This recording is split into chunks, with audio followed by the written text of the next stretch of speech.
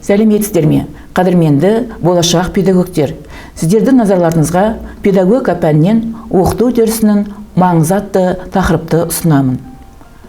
Бүгінгі қарастырылатын мәселелер: дидактика, оқыту мен білім беру теориясы, дидактиканың мақсаты мен міндеттері, негізгі категориялары, оқыту үрдісінде педагогикалық үдерістің қызметтері, оқыту үрдісінің құрылымы, негізгі кезеңдері, оқытудың заңдылықтары мен қағидалары. Ұсынылатын әдебиеттер: негізгі әдебиет Бұзаубақова Клара Жайдарбекқызы, педагогика оқулығы, Тараз, 2019 жыл, 329 бет. Таубаева, Иманбаева, Берқанова, педагогика оқулығы, Алматы, 2017 жыл, 340 бет.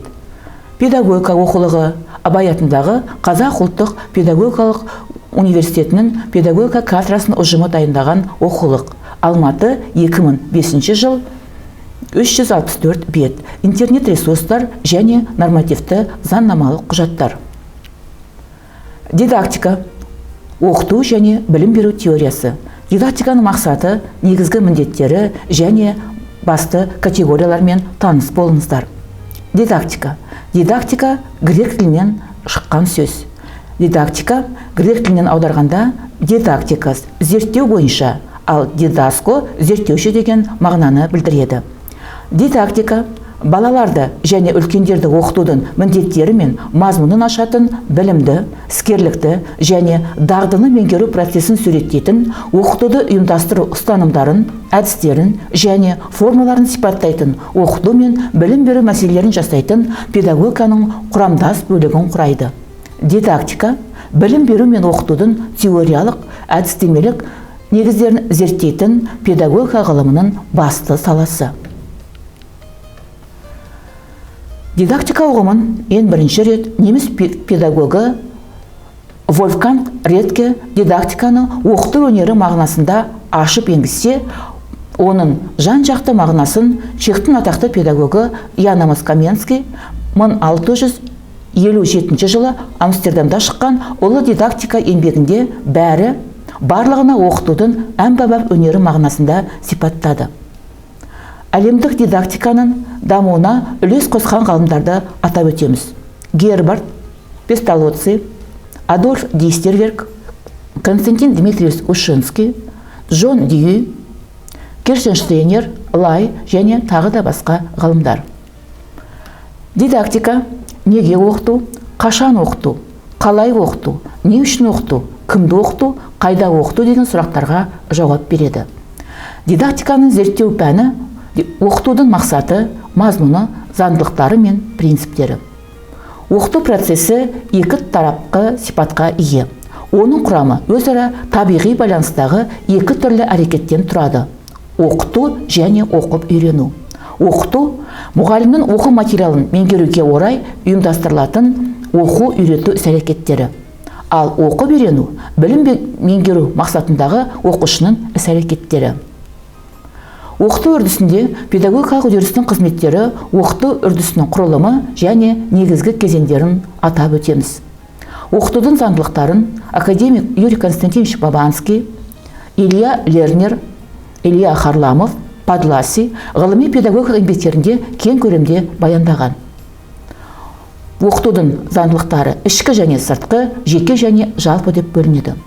Оқытудың көрнекілік, жүйелік, бірізділік, саналық, белсенділік принциптерін Янамас Каменский ұсынған болатын.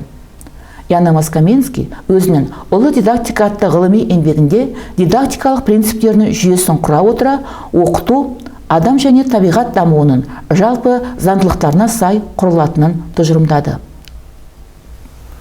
Тұтас педагогикалық процестегі оқыту процестерінің қызметтерін жүзеге асыру. Білімділік, тәрбиелік және дамытушылық қызметтеріне тоқталамыз. Оқытудың бірінші қызметі білім беру қызметі. Оқушыларда білім, дағды және шығармашылық іс-әрекет тәжірибесінің іскерлігін қалыптастырады. Оқытудың екінші қызметі тәрбиелеу қызметі. Оқушылардың дүние танымын қалыптастыру. Оқытудың үшінші қызметі дамыту деп аталынады. Оқушылардың оқу білігін дамытуды қарастырады. Оқыту қызметтерінің төмендегідей міндеттерін атап өтеміз. оқушылардың танымдық белсенділігін ынталандыру, оқушылардың ғылыми білім, іскерлік, дағдыларды меңгеруіне керекті оқу танымдық іс-әрекетті ұйымдастыру, ақыл ойды, ұғымталдықты, қабілетті және дарындылықты дамыту.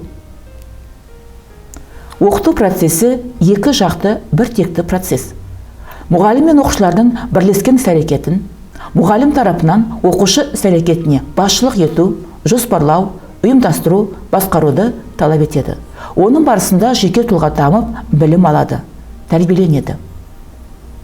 Оқыту дегеніміз оқушылардың ғылыми білім, іскерлік дағдыларды меңгеруі, шығармашылық қабілеттерін дамыту, дүниетанымын, адамгершілік, эстетикалық көзқарастары мен сезімдерін қалыптастыру үшін мұғалімнің белсенді оқу танымдық іс-әрекетті ұйымдастыру және ынталандыру іс-әрекеті болып табылады. Оқыту заңдылықтарының жіктемесін қарастырамыз. Оқыту заңдылықтарын академик Юрий Константинович Бабанский және Борис Тимофеевич Лихачев зерттеді. Оқытудың заңдылықтары Юрий Константинович Бабанский бойынша оқытудың қоғамның мұқтаждығына және жағдайына байланысты заңдылығы. Оқытудың білім берудің және жеке дамудың өзара байланыстылығына тәуелділік заңдылығы. Оқыту процесінде оқушылардың жас, жеке ерекшеліктерін есепке алу заңдылығы. Оқыту процесінің міндеті, мазмұны, формалары және әдістерінің өзара байланыс заңдылығы.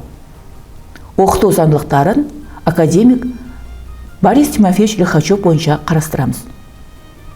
Оқушының білімге ынтасына мұғалім әсерінің сәйкестігі. Оқушылардың жеке және ұжымдық іс-әрекетіне мұғалім әсерінің сәйкес болуы.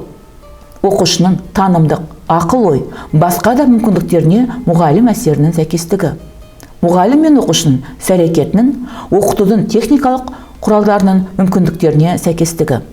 Мұғалім мен оқушының іс-әрекетінің қазіргі таңдағы талаптарына сәйкестігі. Оқыту принциптерінің мәнін ашып көрсетеміз. Оқыту принциптері дегеніміз не? Оқыту принциптері оқытудың мақсат міндеттеріне сай, оның мазмұнына, әдістеріне, ұйымдастыру жолдарына қойылатын белгілі бір талаптар, ережелер жүйесі. Оқытудың төмендегідей принциптерін атап өтеміз. Мақсаттылық принципі, оқытудың түсініктілік принципі, жүйелік принципі, педагогикалық процестің бағыттылығы принципі, білім, іскерлік, дағдыны меңгеру беріктілігі, ғылымилық принципі, саналық пен белсенділік принципі, теория мен практиканың байланыстылығы принципі, көрнекілік принципі және бірізділік принципі. Енді осы оқытудың принциптерінің мәнін жеке-жеке ашып көрсетеміз. Оқытудың көрнекілік принципі. Көрнекілік принципінің мақсаты оқытылатын тақырыпқа сәйкес оқушылардың білім көлемін тереңдету, қызығушылығын ояту және есте сақтау қабілетін шыңдау, мұғалімнің өз ойын оқушыларға нақты дәлелдеп қолдануы. Көрнекілік принципінің міндеттері төмендегідей: заттар мен құбылыстар мен оқиғалардың бейнелерін, көлемін, түр-түстерін, көрнекілік құралдарын пайдалану арқылы оқушыларға жеткізу. Оқытудың ғылымилық принципі. Оқыту процесінде оқушыларды ғылыми біліммен қаруландыру. Мектептің аса маңызды міндеті болып саналады. Себебі мектептегі оқыту, білім беру негізгі ғылыми жүйеде жасақталған. Оқытудың жүйелігі мен бірізділік принципі. Бұл принциптегі өзекті мәселе оқытылатын оқу материалының белгілі реттілікпен оқушыларға жеткізуді қамтамасыз ететіндігінде. Дамытуды және оны әрбір оқушының саналы меңгеруін қарастырады. Оқытуда теория мен практиканың байланыста болу принципі. Бұл принципті міндеті оқытуда оқушылар жалаң теориялық білім алып қана қоймай, сол алған білімдерін өмірде қолдана білуін қамтамасыз етеді. Оқытудағы саналық пен белсенділік принципі. Бұл принцип оқушылардың таным әрекеті мен оған басшылық жасауға бағыт беретін негізгі принциптерінің бірі болып саналады. Ол үшін мұғалім оқыту процесінде оқушыларды ойлауға үйретіп, дағдыландырып отыруға тиіс. Оқытудағы білімнің беріктілік принципі. Оқытудың тиімділігін арттырып, сапасын жақсартуда оқытудың негізгі принциптері болып саналады. оқушылардың оқу процесінде алған білімдерінің берік әрі тиянақты болуымен ерекшеленеді. Оқытудағы құзыреттілік тәсіл. Тұлғаның түйінді құзыреттіліктері ол оқытудың нәтижесі. Оқытудың психологиялық негіздері, оқытудың психологиялық теориялары. Ассоциативтілік, рефлекторлық, ақыл ой әрекеттерін сатылап қалыптастыру және тағы да басқа оқыту мен білім берудің тәрбиелік мүмкіндіктерін ашып көрсетеміз. Оқу дегеніміз не? Оқу адамның психикалық дамуының формасы, элементі болып саналады. Кез келген оқыту белгілі бір мөлшерде адамды дамытады. Оқыту мен дамыту арасында тығыз байланыс бар екенін психология ғылымы жеткілікті дәрежеде дәлелдеп берді. Бұл мәселені түбегейлі зерттеп, бала дамуындағы оқытудың рөлін, алар орнын анықтаған көрнекті психолог Выгодский болды. Ол дамуды оқытумен тең, керісінше оқу мен даму екі бөлек процесс деген көзқарастарды қатты сынға алды. Ең алғаш рет бала дамуының төмендегі де екі аймағы болатыны жайлы теория ұсынды. Бала дамуының жақын аймағы, бала дамуының қол жеткен алыс аймағы. Бала дамуының жақын аймағы баланың тек үлкендердің көмегі арқылы атқара алатын істері. Бала дамуының қол жеткен алыс аймағы баланың үлкендердің көмегінсіз істей алатын іс әрекеттері. Ғалым Беспалько білімді меңгеру нәтижесін төмендегі де 4 иерархия түрінде сипаттайды. Үйренушілік деңгей, алгоритмдік деңгей, эвристикалық деңгей және шығармашылық деңгей. Білімді меңгерудің үйренушілікті деңгейі. Үйренушілік репродуктивті іс-әрекет деңгейі деп есептелінеді. Оқушы тапсырма құрылымындағы мақсат, жағдаят және шешу іс-қимылының сәйкестігі туралы қорытынды жасалуы керек. Тани білу іс-әрекеті. Алгоритмдік деңгей. Екі компонентті мақсат, жағдаятта берілген тапсырмаларды қарастырады. Оқушы тапсырманы орындарда бұрыннан меңгерілген іс-қимылдарын өздігінен жаңғыртып қолдана білуі қажет. Білімді меңгерудің 4-ші деңгейі эвристикалық деңгей деп аталынады. Эвристикалық деңгей өнімді іс-әрекетінің 1-ші деңгейі. Бұл деңгей есебінде мақсат қана берілген.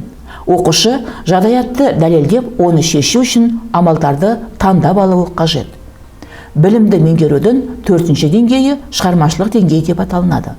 Шығармашылық деңгей өнімді іс-әрекеттің ең күрделі деңгейі деп есептелінеді.